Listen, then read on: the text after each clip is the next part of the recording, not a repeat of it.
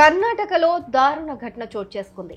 ఓ యువతి నోట్లో పేలుడు పదార్థాలు పెట్టి పేల్చి హత్య చేసిన ఘటన తీవ్ర కలకలం రేపింది. పోలీసులు తెలిపిన వివరాల ప్రకారం కేరళలోని కన్నూరు జిల్లా ఇరిక్కూరు ప్రాంతంలో ఉంటున్న కేసీ సుమత పని నిమిత్తం శుక్రవారం ఇంటి నుంచి బయటకెళ్లింది. ఆమె కోడలు రక్షిత అత్త బయటికెళ్లగానే 2.5 కూతురుతో కలిసి కర్ణాటకలోని పుట్టింటికి బయలుదేరింది. అయితే ఈమె భర్త విదేశాల్లో ఉంటాడు. ఈ క్రమంలోనే పని మీద బయటకెళ్లిన సుమత ఇంటికి తిరిగొచ్చింది. ఇంటికొచ్చి చూస్తే 30 సవర్ల బంగారం, 4 లక్షల నగదుతో పాటు కోడలు కూడా కనిపించలేదు. దీంతో వెంటనే సుమత పోలీసులకు ఫిర్యాదు చేసింది.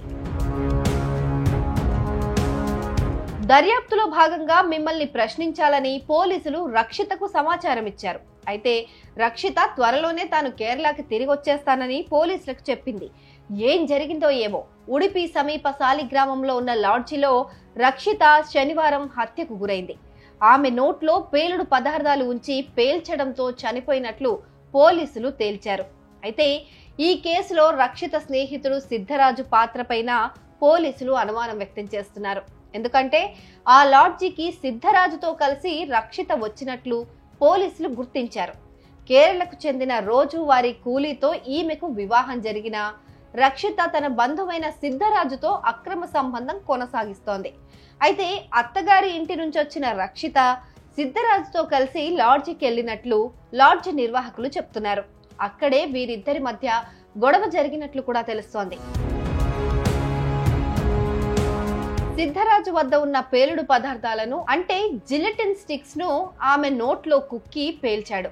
ఇలాంటి జిలెటిన్ స్టిక్స్ ను క్వారీల్లో బండలను పేల్చడానికి వాడుతుంటారట.